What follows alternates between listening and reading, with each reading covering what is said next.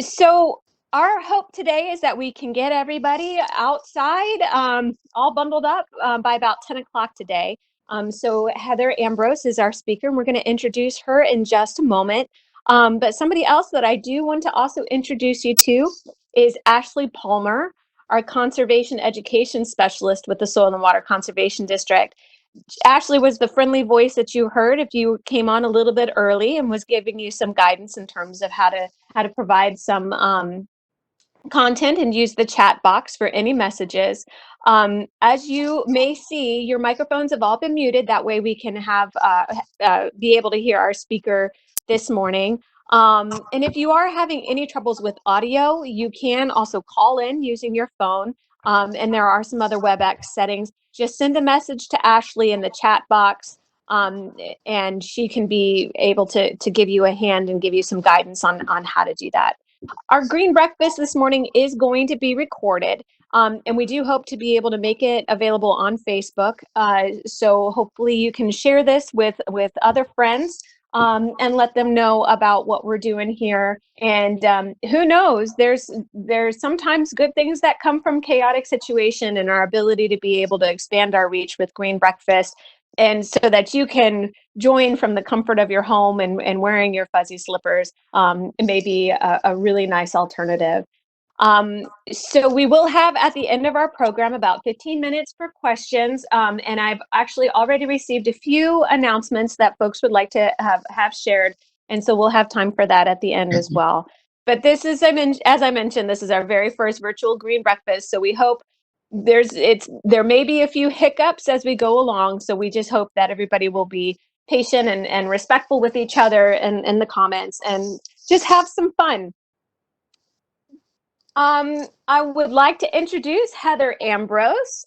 Heather is our speaker today. She's going to be talking about the MS4 program, and MS4 is an acronym which stands for Municipal Separate Storm Sewer System. So 1M and 4 S's. But Heather has worked with Fairfax County Stormwater Program since 2009, and she is currently the MS4 Program and Permit Coordinator.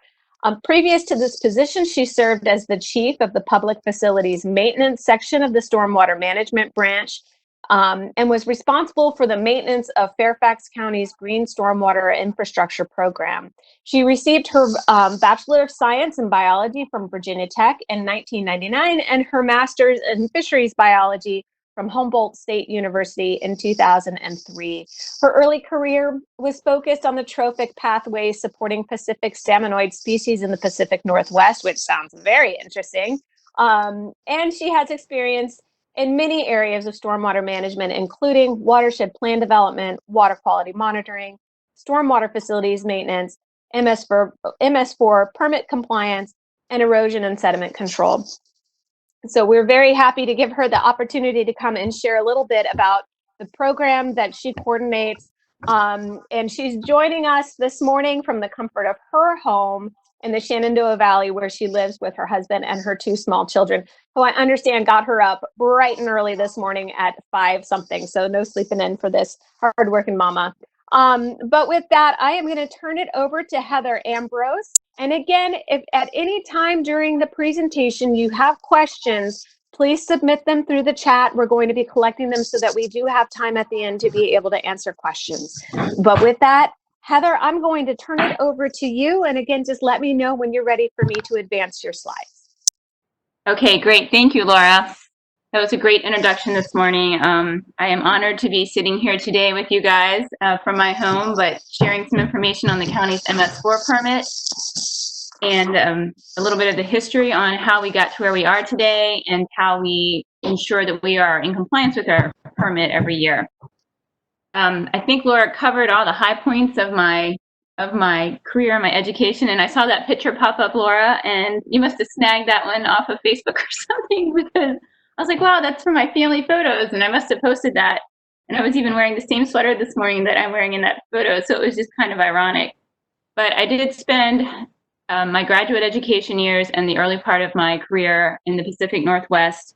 And as Laura mentioned, I spent about a decade out there researching and studying the trophic pathways that support Pacific salmon. So a lot of my work focused on actually benthic macroinvertebrate populations and other food sources of the Pacific salmon. And I worked with the USGS and the Fish and Wildlife Service for several years. It was a pretty awesome job. I was working all of my field sites in the Redwood National Park. I was out of the Arcata field office. So I really got a good sense of field work in remote areas of the country. I was looking at the effects of road building in the national park. They built a lot of roads in order to access areas to harvest timber. And so you had the effects of the actual timber harvesting, but then you also had a lot of the effects of building the roads. So I was looking at different fish and amphibian and insect populations as well. So with that, I ended up back in Virginia about 13 years ago, where I was introduced for the first time to stormwater processes and urban streams. So it was quite a change, but it's been a really good learning experience for me and how I was able to get to where I am today. I started my work with Fauquier County as an erosion and sediment control inspector, and then I've been with Fairfax County for about 11 years in different stormwater capacities. So yes, as Laura mentioned, I have a 4-year-old daughter and a 6-year-old son who both spent their birthdays last month in quarantine, and we are all ready to see less of each other or more of you folks. Anytime would be great. So with that being said, I'm just going to jump right in. So you can, Laura, let's see, next slide, please. Great. Yeah, so I will just be letting Laura know when we need to move forward. She's controlling the actual slides for me this morning. So I'm going to just give an overview of our permit. I want to touch on the different permit elements that we are required to comply with and how our permit is set up. I'm going to touch just for a few minutes on TMDLs. That is a presentation in and of itself, and I've actually given some presentations recently on our Chesapeake Bay TMDL. So I'm happy to answer any questions and speak on that at a later time. I do want to touch on the cross-organizational coordination that makes the Fairfax County's MS4 program so successful. And then I want to close with some things that you can do in your lives and with your families and friends in order to make sure that we comply with our permit and act as good environmental stewards of the waters and lands in the county, which I feel like this group already has a great handle on, but just a few additional things. Next slide, Laura.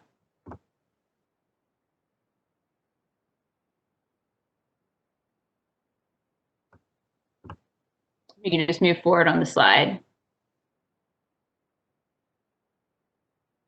There we go. Laura, I think you skipped one. You could go back one slide.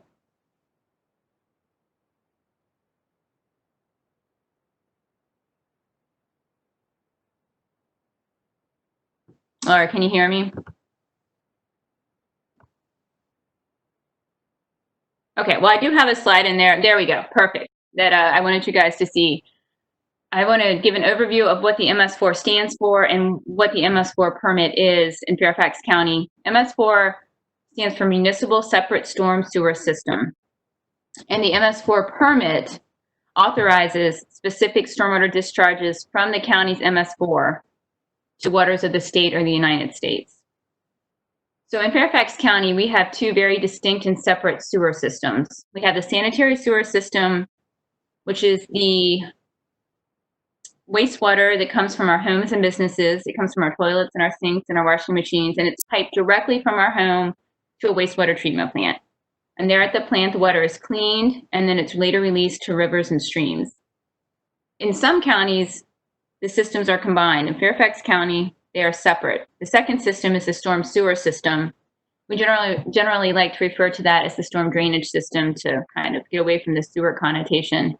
But that system consists of pipes and other structures such as storm drains and detention ponds, which collect the stormwater runoff from our impervious surfaces, which are our roofs, our sidewalks, our parking lots, and discharge it directly to the rivers in the county, or the urban streams in the county, and then the rivers in the Chesapeake Bay.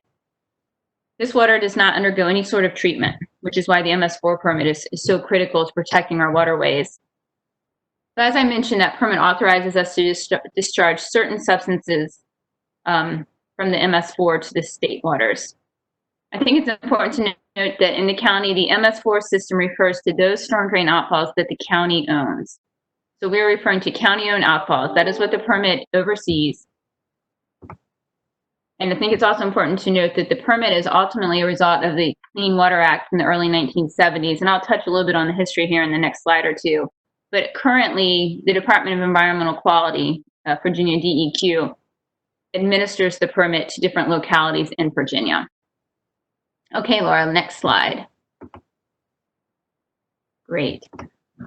So this slide is really just to emphasize the huge system that we have in Fairfax County. We currently have over 65,000 storm structures in our asset management system. So this is every structure related to our storm drain system, all of the storm manholes, pipe segments, yard inlets. You may have one in your yard or your business, a curb inlet along the road.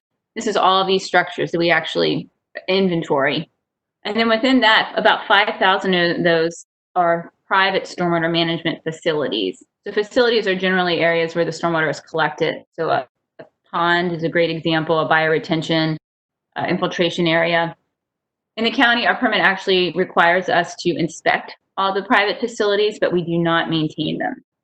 We do have about 2,300 public stormwater management facilities, which we both inspect and maintain. And we mostly consist of detention and retention facilities, as well as some of the green infrastructure I mentioned earlier.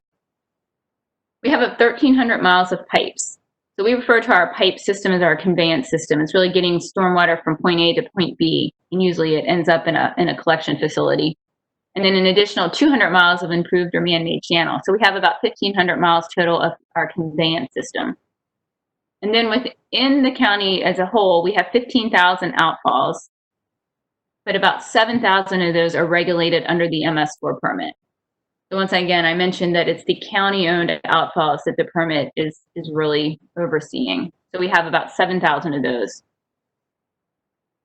I want you to note, some of you may be watching the advertised budget, which will be voted on, I believe, on Tuesday. These numbers are going to vary slightly from the numbers that are reported in that budget. I had these updated just a few days ago.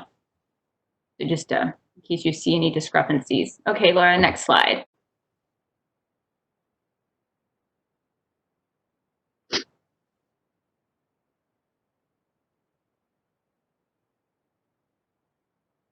Laura, next slide, please. There is just a little bit of a lag as Laura is trying to move the slides. Okay, thank you for letting me know, Ashley. Okay, great. So as I was putting this slide together, I think it's always fun to look at some of these old pictures. And I pulled these up off of the Chesapeake Bay Program's webpage. And I thought these were just great slides to share with you guys this morning. The one on the top is actually the signing of the Chesapeake Bay Agreement, and that was in 1983. So I don't know if any of you recognize any of these folks. I did not. But Virginia's governor at the time was Charles Robb, and Maryland's governor was Harry Hughes. And then we also had the governor of Pennsylvania and Mayor Marion Barry at this signing as well. And this was basically a one-page pledge that recognized that a cooperative approach was necessary in order to address pollution issues that were plaguing the Bay at the time. This was actually, this signing was taking place at George Mason University. This document became the original Chesapeake Bay Agreement, and it established the Chesapeake Bay Program, which is out of Annapolis, Maryland. It created the Chesapeake Executive Council. So then you jump ahead to 2014, and that's the slide on the bottom. And here we see Maryland's Governor Martin O'Malley, and at the time Virginia's Governor Terry McAuliffe, as they're walking to sign the Chesapeake Bay Watershed Agreement. And so that is what the Bay Program uses today to guide its efforts. It established goals for the restoration of the Bay, and it included the tributaries and the lands that surrounded the Bay. And for the first time, it included all the Bay's headwater states. So now we're bringing Delaware, New York, and West Virginia into the Chesapeake Bay mix. This watershed agreement established 10 goals. I'm not going to go through them all, but 10 goals to enhance the protection and restoration of the entire Bay, including restoring sustainable fisheries, increasing climate resiliency, which is an extremely hot topic today. So that's kind of a little background on these slides. In 1972, the Clean Water Act established what's called the National Pollutant Discharge Elimination System. We refer to that as the NIPDES program. That addresses water pollution by regulating point sources that discharge pollutants to waters of the United States. In 1975, the NIPT's delegated responsibility to Virginia, and this has occurred amongst other states as well. Many states have their own pollution and discharge elimination system. In 87, they decided to add MS4s to this program. That's kind of where my program comes into play. And in 1990, we had the first phase 1 permits. The phase 1 permits were issued based on the 1990 census to any municipality with greater than 100,000 residents. So there are currently 12 phase 1s in Virginia, and I'm including VDOT, which has an individual phase 1 permit in that number. Phase 1 permits are generally individual permits, and the one in Fairfax County has been reissued several times now. In 1999, they added the general permit for phase 2, for the phase 2 program, and those are for small MS4s. So I think it's important to remember that counties like Loudoun County, who in 1990 were much smaller, but now have far exceeded the 100,000 cutoff for population, are not going to have to go back and become a phase 1. DEQ stated as recently as this past fall when I was at an MS4 conference that they are not going to reevaluate. What you have is what you have moving forward, period. So just something important to kind of note. Okay, Laura, next slide, please.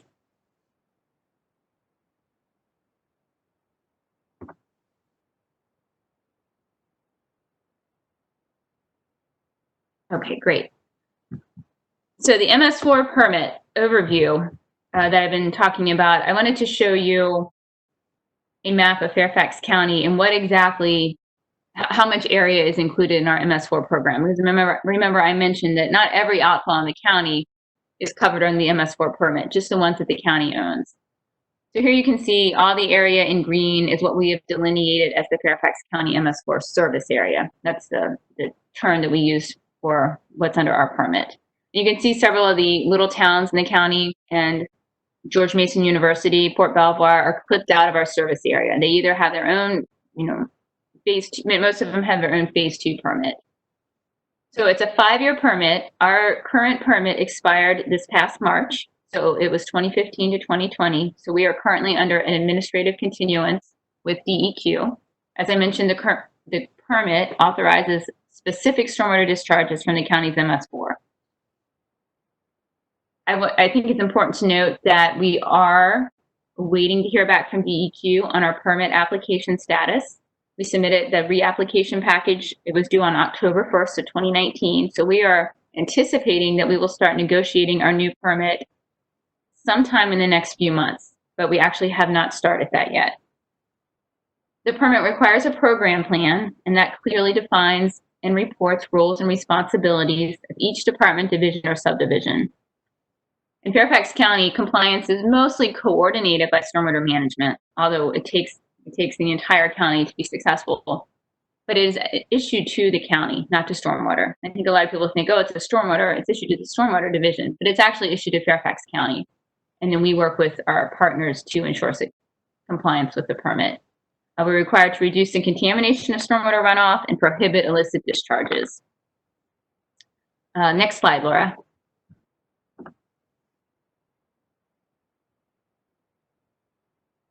I'm wondering if you have to, oh, there we go. Perfect. Good. I just wanted to introduce, you saw a picture of me. You may be able to see me on your screen in some little box. I'm not 100% sure. But I wanted to introduce you to the MS4 core team. And then, of course, I'm going to talk about all of our partners. But I'm the MS4 permit coordinator. And then I guess you guys can see Marty Hurd would be on my screen, my left, but actually my right. And he has been with the county for several years and helps with the several permit elements. And then Emily Burton. And so we kind of split up the different permit elements. There are 18 of them, and we all take a few and manage them. So as I mentioned, stormwater management oversees the coordination. We have stormwater planning division, which is where Marty, Emily, and I work out of the government center. And the planning division generally oversees the planning and projects that we do to meet our TMDL requirements. Monitoring, that's where I started my career with Fairfax County as an aquatic ecologist in our watershed and assessment branch.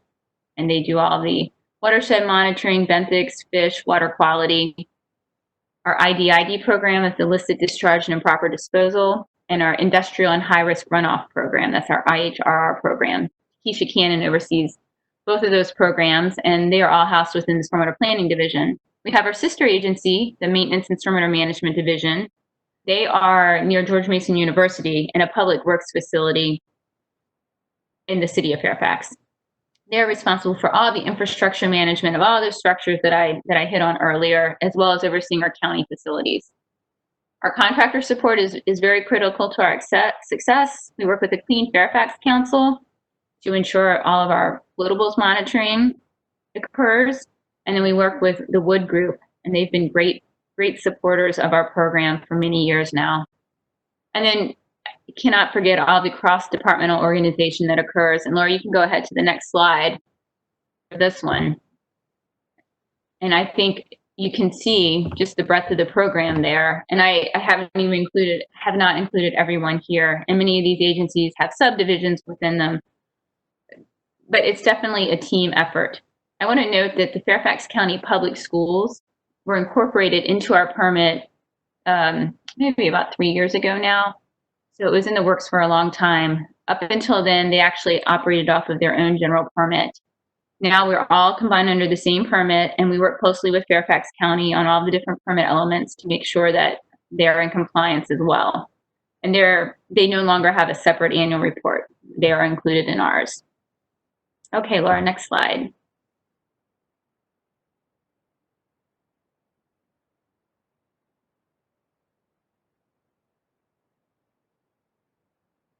There we go.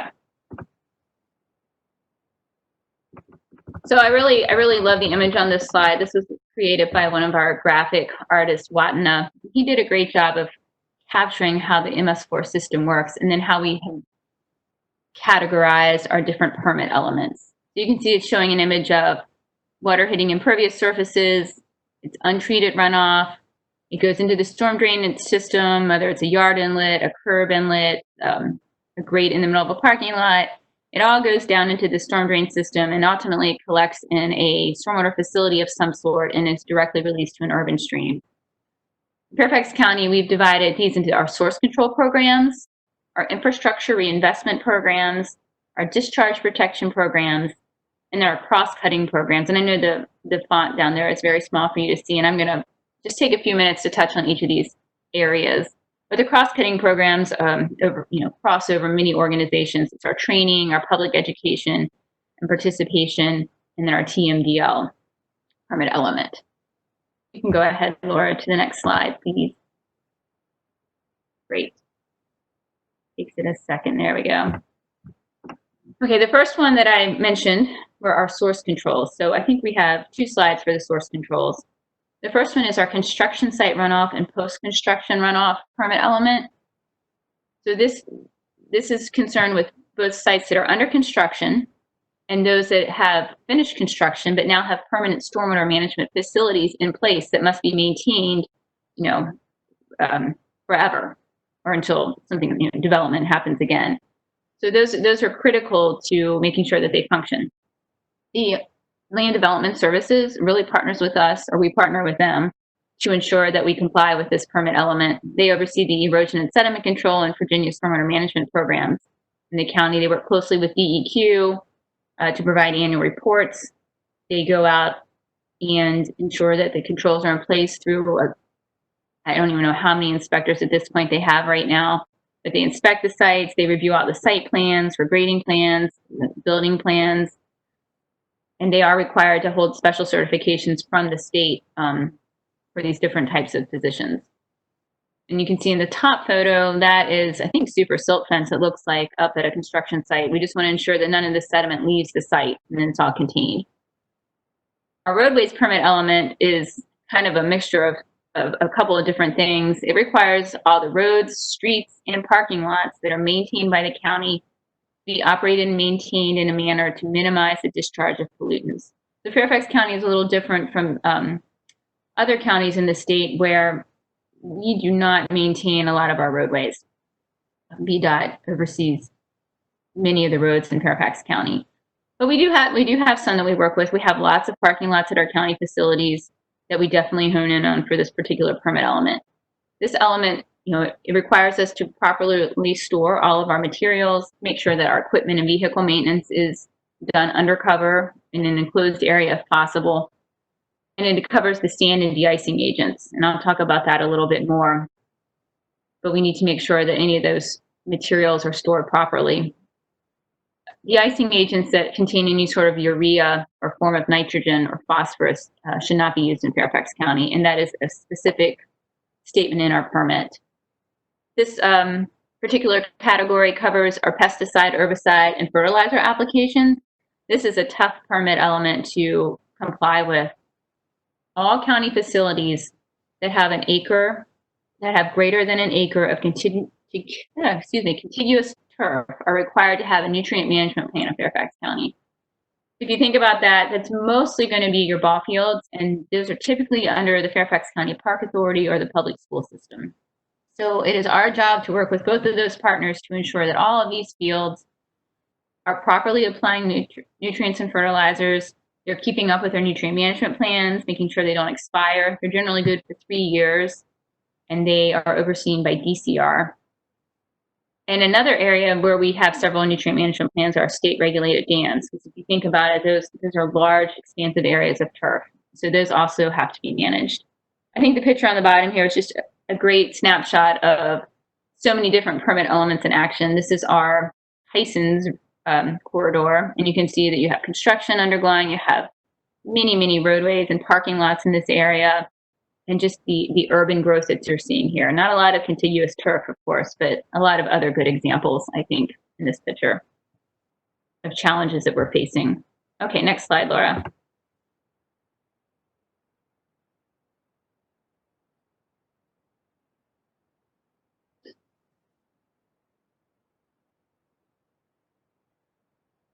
Yeah, great. The other two elements that we include under source controls are industrial and high-risk runoff in our county facilities. So as I mentioned earlier, Takesha Cannon does a wonderful job of overseeing the IHR program. She has 3 full-time inspectors now to help support this program, along with the IDID program. The goal of the IHRR program is to identify entities in the county that have a potential for high-risk runoff to our conveyance system.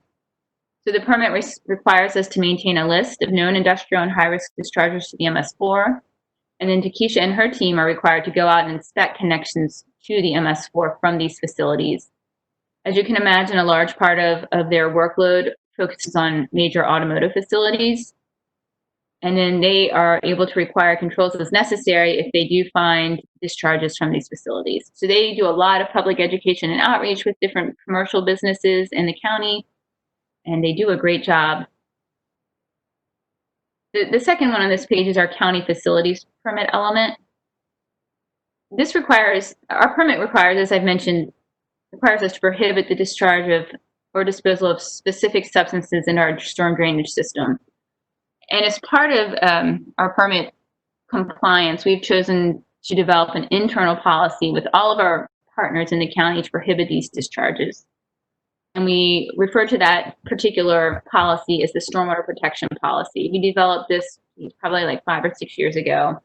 It states there can be no discharge of county vehicle wash water, no discharge of wastewater, no dumping of yard waste and grass clippings and into the MS4, and then that we properly dispose of any leaking automotive fluids to prevent discharge into the MS4.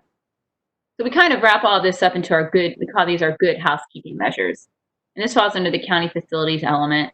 Right now, our lead partner for this program has recently moved to the Park Authority. So MSMD is still working with us closely on this permit element. We're required, as part of this element, to have stormwater pollution prevention plans, or SWIPs, for any high priority county municipal facility. So these are municipal facilities that have the potential to discharge any sort of material that we shouldn't into the county system.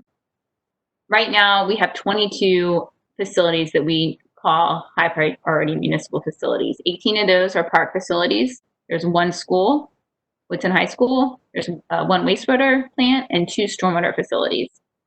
So each of those facilities is required to have the stormwater pollution prevention plan. As part of that, they're required to have an inspection schedule that's documented to ensure all source reductions are continually implemented, the source controls are appropriately maintained.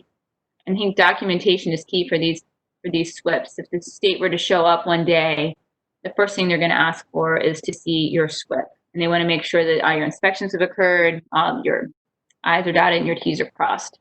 So that's really what we work with these 22 facilities to do. We also mark all the storm drain labels at these high priority municipal facilities with the no dumping sign. I'm sure you've seen those across the county. These are also required on any county facility that has 2 acres or more of impervious surface. And the Northern Virginia Soil and Water Conservation District has been we've partnered with them for many, many years to make sure that all of our storm drain labels are marked in the county. Let's see, I think that was all for that one. Yeah, you can jump ahead, Laura, to the next one.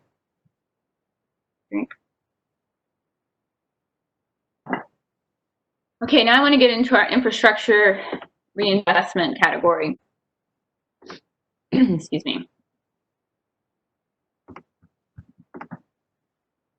Under this one, we have our planning permit element and our retrofitting permit element. So our permit, both of these permit elements are related to our TMDL compliance. They're both intended to improve water quality. The planning element requires us to come up with a list of projects each permit cycle that may be completed during that term to address water quality. Once again, the focus is on quality here.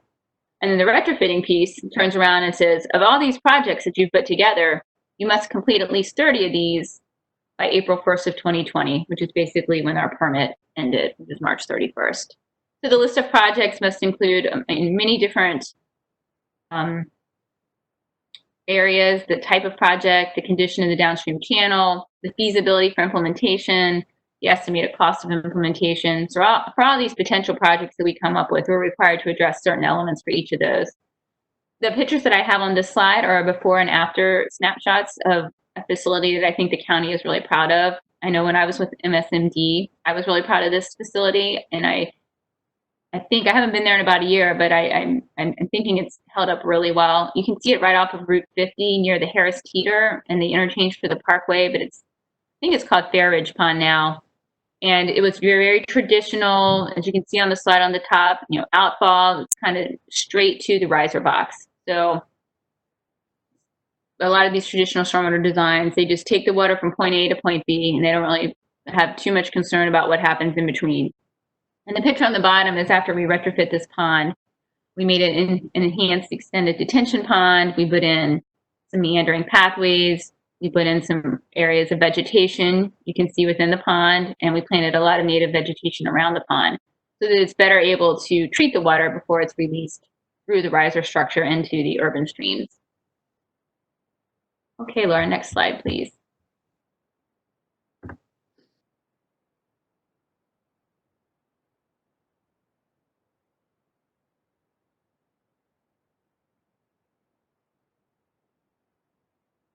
Thank you. The other part of our infrastructure and reinvestment program that is so important is the management of all of our stormwater infrastructure, which I touched on earlier. We have all these facilities, all the conveyance system that most of you don't see. Most of it's underground, not all of it, but we have to make sure that it's all operating correctly and that there's no breaks in it and no leaks. As you can see in the picture on the top, the joints of that particular stormwater pipe have come apart. This includes all of our public and private inventory, all of our inspections and maintenance, and then a really important part of our program is our mapping and our asset management. So we use an enterprise asset management system to help us keep track of all the different facilities that we have. All of this happens over at MSMD. And then we have been partnering with VDOT, which is a requirement of our permit for several years now. We meet with them annually. We have to work out all the system interconnections that occur in the county. So it's not like it's a very easy black and white way of delineating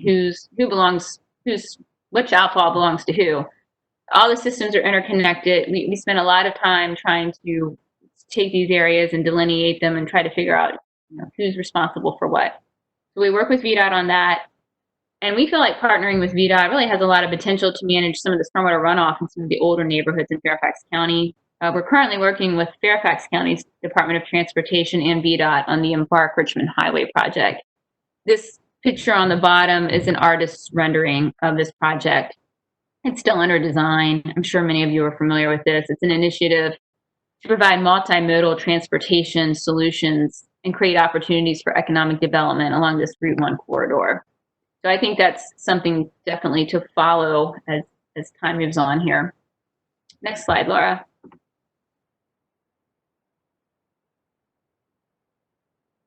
Okay, great. Now I'm going to move on to the discharge protection categories. I mentioned these earlier. IDID program overseen by our, I can't remember exactly what their acronym is, but by Takesha Cannon's group. They're really focusing on any sort of vehicle fluid, pesticide, grass clippings that may be improperly discharged into the storm drain system. Certain times of the year, they spend a lot of time looking at chlorinated swimming pool discharges. We really need pool owners to ensure that the swimming pool water is dechlorinated before it's discharged into streams. This also includes, I don't have it under the bullets, but looking at the different salt storage areas around the county. I know that they've developed a very rigorous program that goes out and addresses salt storage facilities and making sure that they're covered properly, that they're not running off into the storm drain system. So they've spent a lot of their time developing outreach materials specifically geared towards salt. We work closely with FRD, our fire and rescue department, to ensure that we are in compliance with our spill prevention and response permit element. I want to also mention that we have a reporting mechanism now that I think it's about a year ago this was finalized, where you can call the general stormwater number 703-324-5500 anytime, day or night, and the call will be routed to our trouble response center and addressed. So you don't have to wait until the next day in order to report a spill if you see something. There's also a link online in our website in order to report illicit discharges. Obviously, any true emergency, you should just call 911. As I mentioned, FRD is integrated with the permit to address spills, and we work closely with them. And they actually provide MS4 specific training to their employees.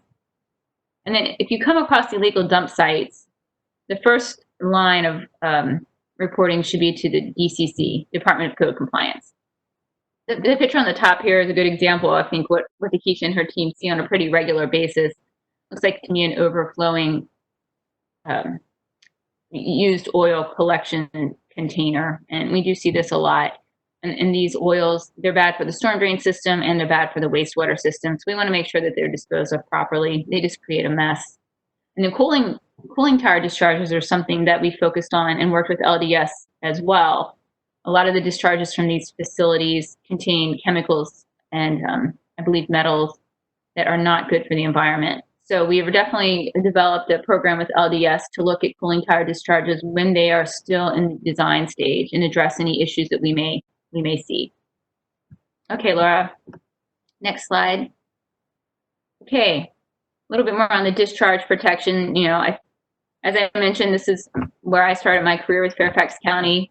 And I think, it's just great to get out. This is a great way to see the county, to see the degradation of some of our streams, but also at the same time to see where we're making progress and to really better understand the processes in the stream system and waterways in Fairfax County. So the permit requires us to have water quality screening programs as well as monitoring programs. So under the screening programs, we look at both dry weather and wet weather. Dry weather has been an incredibly successful program. This is where we're looking for any sort of discharge during a dry weather period. So we really shouldn't see a discharge coming out of a storm system unless it's rained. So if we do see the discharges coming, then it's usually a sign that there's something going on, up that line of the system. We've discovered numerous improper connections, several regarding the sanitary sewer system through this program. So we consider this a huge success.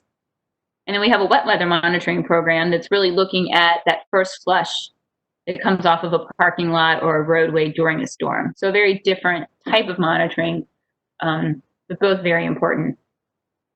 And then the monitoring piece includes biological stream monitoring, which is the benthics and fish monitoring that we do throughout the county.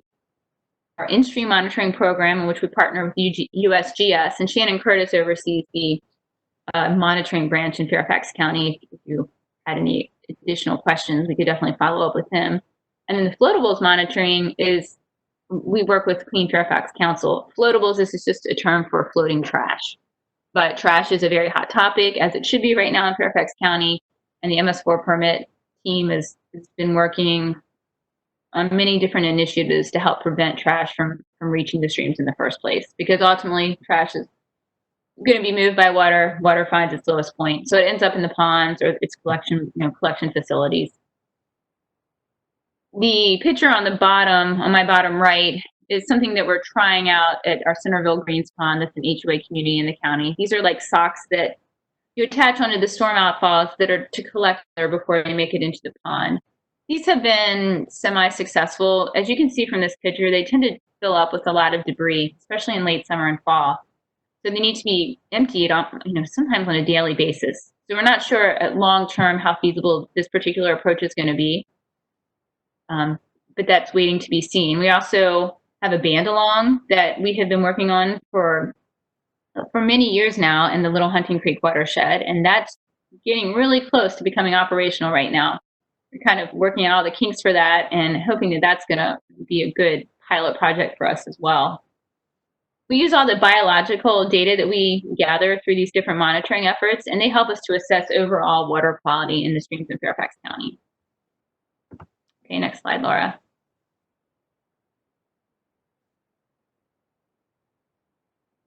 Okay, and then our cross-cutting program elements. As you can see here, we have training, public education, and participation, and we have our TMDL implementation. So we provide biennial training as a permit requirement to appropriate employees throughout the county, really in recognizing and reporting illicit discharges and any sort of pollution prevention or spill response. We are allowed, the permit allows us to use regional training programs to meet this permit requirement. We require certifications for anyone applying pesticides and herbicides. As I mentioned earlier, any of the plan reviewers and inspectors that are going out to these construction sites to ensure ENS controls are in properly, and documentation is critical here. We have a great public education and outreach program. Emily Burton leads that program. The permit is very specific about different areas that they want us to touch on, including golf courses, proper disposal of pet waste and household yard waste, litter prevention. Emily has included this pooper scooper law reminder that goes out to anyone in the county who has a dog license that has to be renewed. We put this in there as a reminder. But basically, we're trying to increase knowledge and change behaviors, and that can be really hard. It's hard for people to change habits and behaviors. The one on the bottom here is our partnership with the Clean Water Partners, which is part of the NVRC. We do a lot of social media campaign work with them and try to do cohesive messaging with all the internal partners. This is a good example of regional efforts. This is a pilot we're doing where you use this special type of spray, and it only shows up during a rain event. The TMDL implementation, I'm just going to go ahead and touch on 2 or 3 slides on that, and then I'm happy to follow up with any information on that. But Laura, you can go ahead to the next slide. Okay, so the TMDL stands for the total maximum daily load. This is the maximum amount of a pollutant a water body can receive while still meeting water quality standards. So we have a TMDL for the Chesapeake Bay that focuses on nitrogen, phosphorus, and sediment. So it's basically a pollution budget for those 3 pollutants of concern. The TMDL components, as I mentioned, are they're a special condition of our MS4 permit. We are required in our permit to develop an action plan on how we're going to meet our TMDL reductions. And we are allowed to leverage stream restoration and retrofit projects towards our TMDL. As you can see here, it shows all the different states that drain to the bay. Okay, next slide, Laura.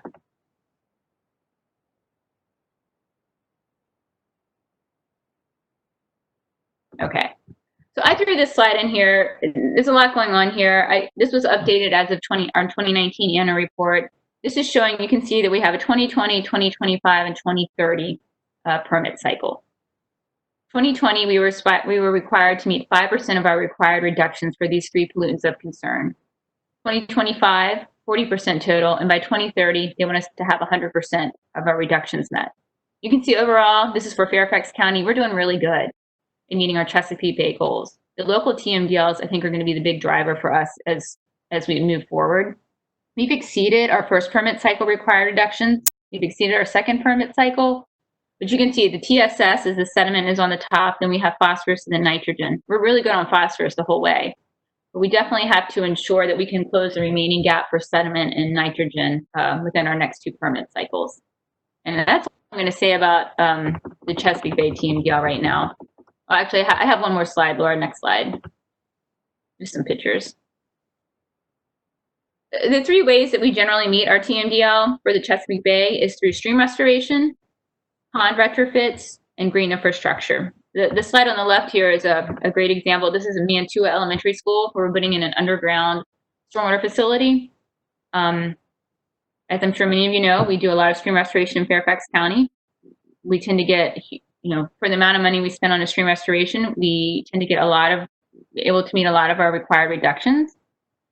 And stream restorations tend to be pretty economical in comparison to some of the smaller GSI and pine retrofits. Okay, next slide, Laura.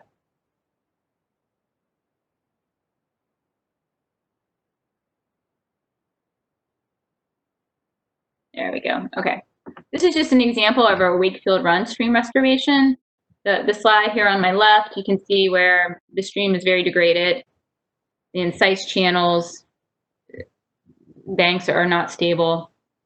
This is right after the restoration was done. We stabilized the sediment transport, but you can see that, I doubt you can see, there are live stakes that we've planted here, but it looks pretty barren. And then give it about 2 years and all the vegetation grows in. It appears to be a natural system again. We have found that in stream restorations, over the long term, they don't require that much maintenance. A lot of working them in the ground, but then they're kind of left to themselves. Obviously, you need to check on them, occasionally, but they don't require the maintenance that our ponds and other green infrastructure requires. Okay, next slide, Laura.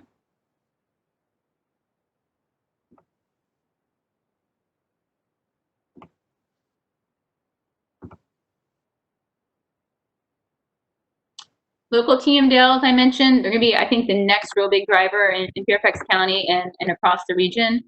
Right now, we have 850 miles of perennial streams in Fairfax County. We know that these, okay, so in the picture here let me just clarify, the picture here is from 2018. The red areas show impaired waters in Fairfax County. These are based on DEQ's monitoring efforts. Based on our own monitoring efforts, we know that there's probably close to 80% of our streams that are impaired. And it's just a matter of time before they're going to become listed as impaired by the state. Right now, we have local TMDLs for benthics, or sediment, bacteria, PCBs, and our newest one is chloride.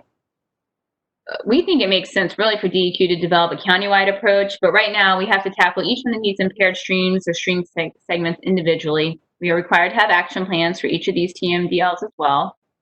The action plans must include enhanced public education and employee training and making sure that we're assessing all significant sources of whatever the pollutant of concern for that plan is from our county facilities. And then DEQ definitely pays close attention to making sure that we're assessing the effectiveness in reducing these pollutants. We've received public input on all of our TMDL action plans. The most recent ones are the Acatine Creek sediment and chloride plans. We will be required to develop those with our next permit cycle. Next slide, Laura. As I mentioned, the chloride TMDL is a hot topic right now in Fairfax County. Fairfax County has worked closely on DEQ's salt management strategy. I imagine several of you on this call have also participated in that program. And we are working to enhance tracking and reporting measurements for applying salt. We want to make sure all of our equipment is calibrated. We're storing the salt properly. It's covered. It's really, this has been a good way to bring partners together across the state. VDOT's been a good partner, many of the Friends of groups, the schools. I know I'm not mentioning everyone, but it's just been a really good forum to share ideas and figure out how to move forward. Right now, the Acatine Creek is the only chloride TMDL in Fairfax, or in the state, I believe. But definitely in this region. But I think it's just a matter of time before we start to see these in other areas other than Acatine. So we're developing public education and outreach. I know it didn't snow this winter, but we had a little social media post that we did send out this winter, and so we're just trying different things out. We're working with our snow operations consultants. MSND manages a lot of the snow removal. We work with contractors. We want to enhance our contract language. We want to make sure that people are following correct BMPs and our applicators are trained. Next slide. I only have 2 more slides here for us this morning.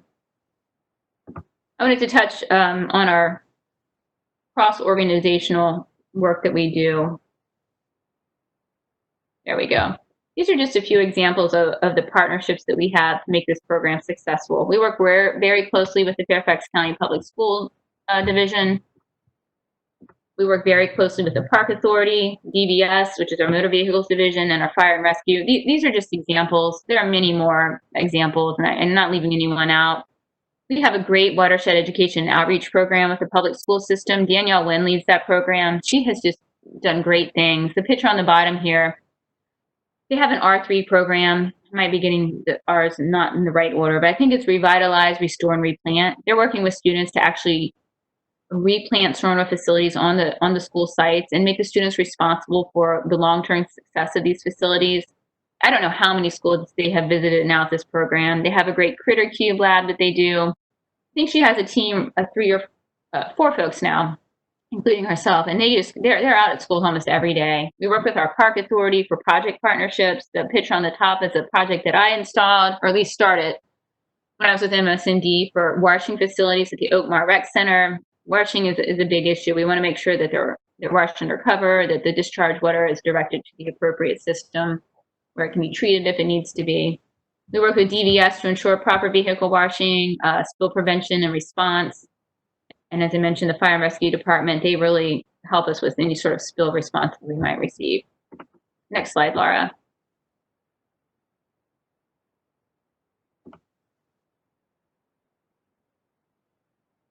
So what can you do to help us?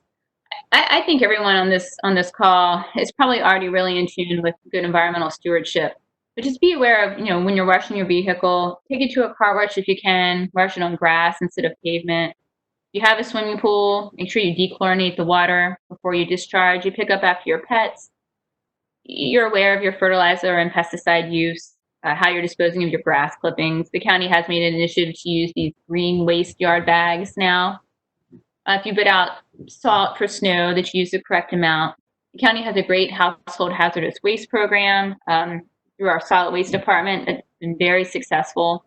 We encourage native plantings for home gardens, and there's lots of ideas you can find on our website. This slide on the top is out of a presentation that can be found on different types of plants to use for different conditions, whether it's sunny areas, wet areas, shady areas, dry areas, all kinds of examples. And I'm happy, if you have any questions, always let me and my team know. And then next slide, Laura. I'm just going to end here on a really positive note, in my opinion, of something that was born out of the MS4 program, and it's just been wildly successful. It's the Operation Stream Shield program. You may be familiar with this. We piloted this program last year, and it was to provide part-time, temporary employment experience and compensation to shelter and drop-in clients. These are homeless shelters I'm referring to. We are now into a permanent program. We frantically worked over the winter to be creative and come up with a way to make these programs long-term, and we were able to. Unfortunately, they're now temporarily suspended due to COVID-19, but we are really working to get these up and running again. The community has been so supportive of this effort. It's just blown us away. Originally, it was really assisting with litter removal from the MS4 waterways. Litter is a huge problem, and we are aware of that, and we are trying to come up with creative solutions on how to manage it. We were focusing on litter removal and invasive species management. The Park Authority has been a great partner with us on this. It's now expanded to include other special projects as needed. They're going to be doing some trail maintenance, possibly working with some of our plants. So we are very proud of this program. We have had great feedback on this, and I just wanted to share this with you. I think it's just a really positive thing to focus on during these times. And that's all I have for you guys today. I appreciate your time, and it was really nice to be able to share all of the program with you and just let us know if you have any questions. And I'm always happy to follow up at a later time. Thank you so much.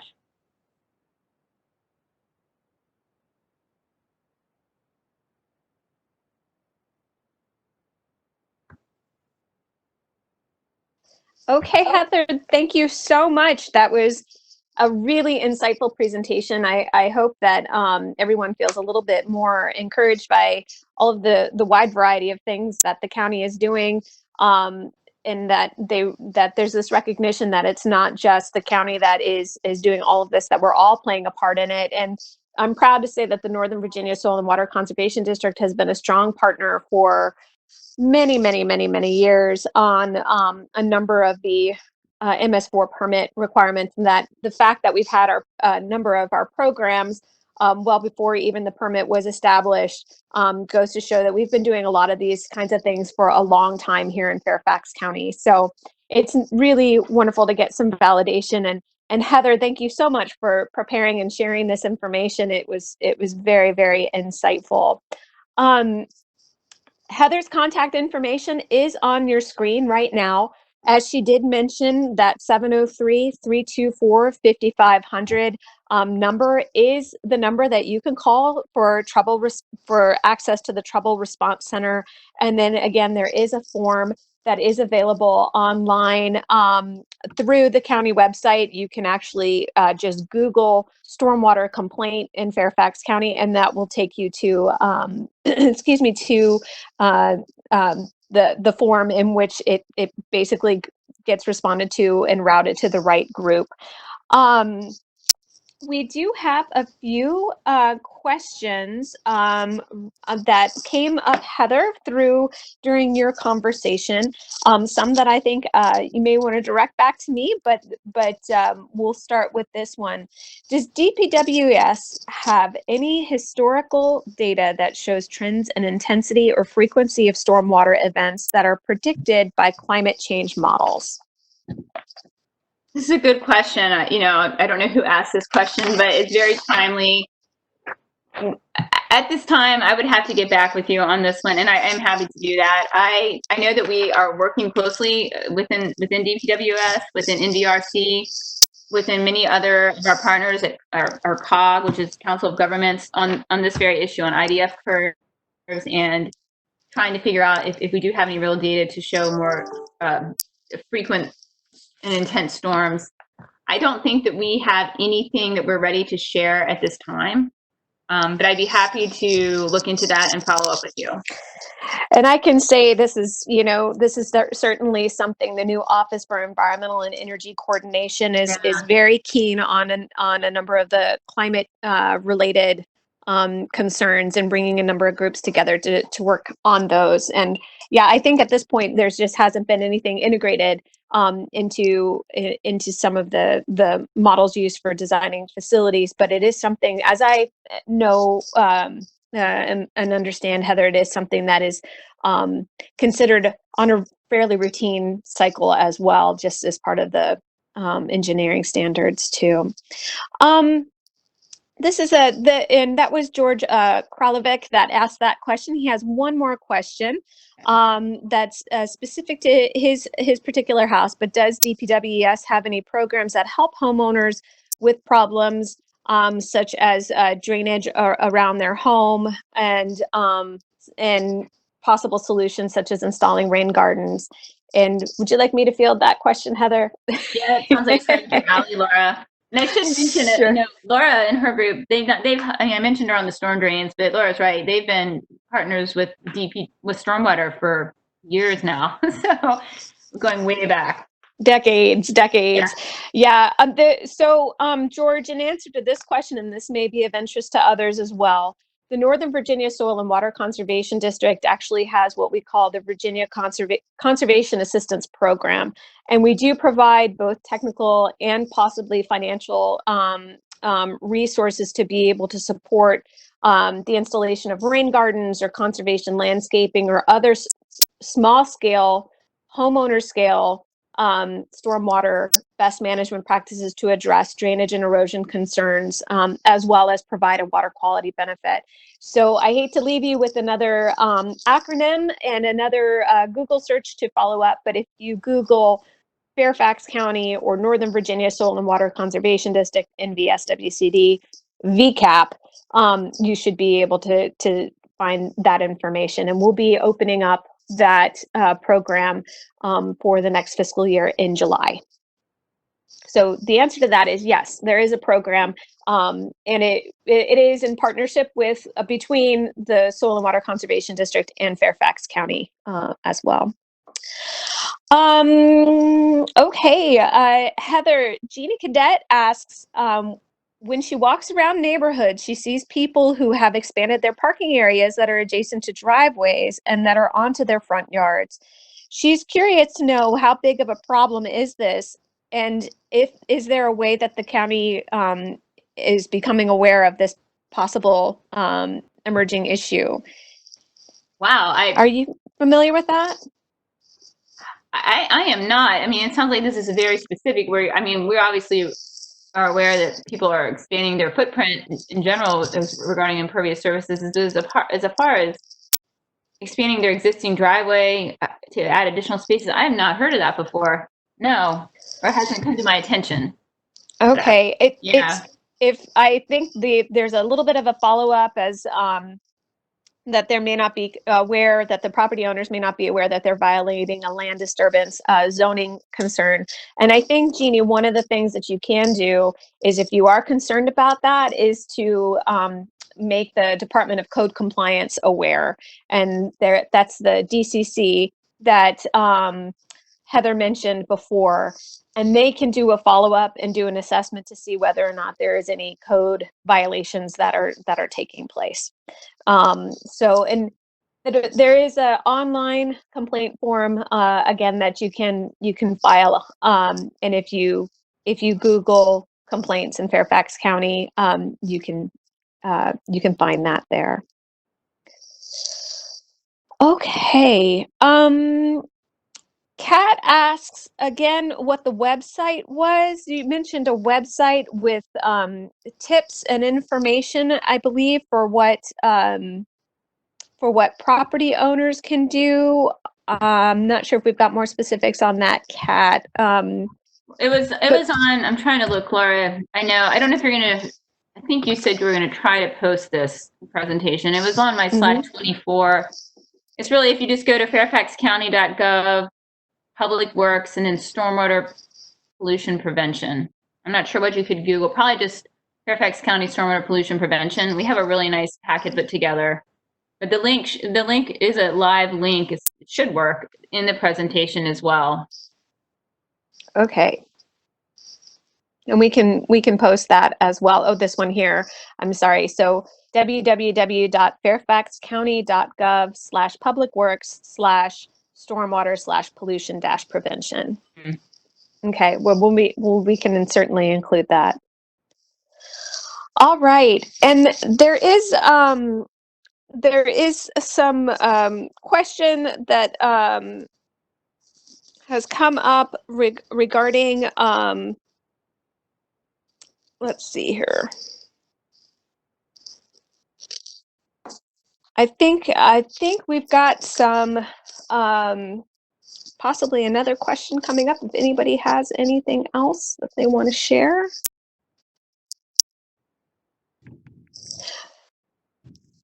Kim Young asks, can you use volunteers?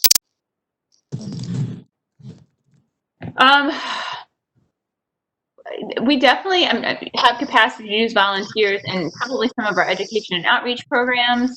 I would think too, Laura, you guys probably have an opportunity for some of these programs to use volunteers with some of your stream monitoring efforts. Fairfax, we typically, as far as the monitoring efforts, do most of that with actual staff. But I would imagine you may have opportunities with some of the, and I can't remember the name right now. This supporter streams. We do, and actually, Ashley Palmer, who has been moderating our our chat box and supporting us today, our conservation education specialist, is also our volunteer stream monitoring program coordinator. There's storm drain marking, which you had seen some of those labels throughout Heather's presentation as well. And if you do go to the Northern Virginia Soil and Water Conservation District's website, you'll find quite a bit of information on the and opportunities, volunteer opportunities on that site as well. To clarify on that question, it looks like the person who asked it, Kim Young, was asking, can Operation Storm Shield use volunteers? Oh, okay. So that's a really good question. I think that it could use volunteers, but from the aspect of working with the nonprofits, we're working with New Hope Housing, and they have 2 shelters, and I think they have the Bailey's Crossroads and Eleanor Kennedy shelters, and then Cornerstones, which does Embry-Rucker, and then the Lamb Center. And I know the Lamb Center is always accepting volunteers for just in general, but you may have the opportunity to specifically say that you want to help with Operation Stream Shield, because they are required to have actual staff and volunteers of each shelter with the team of, we call them guests for the day. So I think that would be the best approach, and I'm happy to talk offline with that to try to get you connected with the right folks in those areas. The other area that we could, and I think you could reach out to, and probably through the district as well, is with some of the, in the Park Authority with the invasive species management. The Friends Up groups have been incredibly supportive of that program. And I'm obviously speaking as a whole, there may be, some exceptions, but they have just really stepped up. They have provided training to the homeless clients, and it's just been really amazing. We're excited to get that piece of the program back up and running, because it's so critical to the success of a lot of the projects that we're doing in the county and the sites that the Park Authority is trying to manage. So I think that would be a really good area for volunteering as well. And I could follow up with the right folks, whether at the district or at the Park Authority, to get you involved in that piece of the program, which I think is really going to take off again. Okay. All right, we do have a question about stream restoration, and the question is, and I can could you please comment on the scathing criticism that we've been hearing of stream restoration requiring massive destruction of existing ecosystems, which then become overrun with invasive plants, which are not subsequently managed? And this question is from Margaret Fisher with Plant Nova Natives. Margaret, I'll touch base on that real quick. I think that there's been a lot of, for those who are not aware, there's been some information that has come out and some news stories regarding stream restoration, and I think that there's always a constant effort in the county to try to improve what we're doing, and certainly stream restoration is not without some removal of vegetation, and there certainly does need to be some management that does take place. I know that within the county, that is something that they're absolutely looking at throughout their designs. And I think what we've seen, there's this interesting push and pull between what's required to be able to stay in compliance with permits or meet TMDL goals, and be cost effective with a number of the methods in order to do so. So I think that this is a much larger conversation, something that I am hoping that we can bring some civil conversation around in the future, and certainly I think the insights that have been provided by a number of different community members is important, and something that's certainly being strongly taken into consideration as well. So thank you for your question, Margaret, and thank you for what you're continuing to do to try to encourage the use of native plants and maintain and improve our ecosystems and provide ecological restoration. So I don't know, Heather, if you have anything that you would like to add to that. Great job, Laura. I think you, in a nutshell, you did a really good job with that one. So thank you. and I'm happy as well to participate or get the right stream experts in the room for the conversation. Right. I do hope that we can bring some of these conversations to the Green Breakfast in the future as well. So again, Margaret, thank you for your question. We do have a question from Kim Shower. Is there any way for students to support the MS4 permit by collecting water quality data? The answer to that, Kim, is yes. I don't mean to step on Heather's toes here and answer the questions that are directed to her. But yes, through the Volunteer Stream Monitoring Program, you can absolutely provide support to the MS4 program through that. We do report our results to the county as well as through a wide variety of different groups. Who should teachers contact to set up a floatables monitoring site? Oh, wow. That's really cool. Why don't you start with me? So start with Heather Ambrose, and Yeah. she can get you to the right. I'll get to the right person. You know, we work with Jen Cole, Clean Fairfax Council, and to help with the floatables monitoring. So I might put you in contact with Jen. Danielle Wynn's program, which I mentioned with the watershed education and outreach, that may be something that they may be interested as well. So I'm not 100% sure, but I'd definitely be able to kind of start the conversation and do like a virtual introduction. That's great. And perhaps that kind of goes along with the second part of her question, or I guess this is maybe the third part. For schools that don't have a stormwater management facility on site and therefore not eligible for R3 programs, how can students support the MS4 permit with citizen science and or action projects? Definitely start with myself or with Danielle Wynn. I think that would be a great place to start. And we can definitely find, we want to get every school engaged to some degree. So I know there is opportunity. Okay, great. And the Soil and Water Conservation District also can provide some support as well. Absolutely. And it may be brought in as part of a partnership too. So Captain Flint, this is our last question that we're going to take, and then we're going to allow everybody to enjoy the rest of their Saturday. Captain Flint asked, you mentioned certification of people who apply pesticides and herbicides. Is there any talk about certifying people who apply fertilizers? You know, okay, go ahead, Laura. Well, that's okay. Go if you. I don't mean to interrupt you. Yeah, I don't know. That would probably be a question maybe for Adria. You know? So yes. So there are a number of green landscaping companies that are actually certified by DCR as well, and I believe that they do go through some part of I think the pesticides and herbicides do touch on fertilizer application as well. I think they do too, but I don't know if there's like one specifically geared towards that or not. Yeah. Okay, well, Heather, thank you so much. Appreciate you answering those questions. I have a handful of different announcements that have come up, and we'll wrap up here with our announcements. I did want to mention that actually I want to mention that Ashley has done a great job of including a number of these announcements in the chat box, so hopefully you can find those with ease.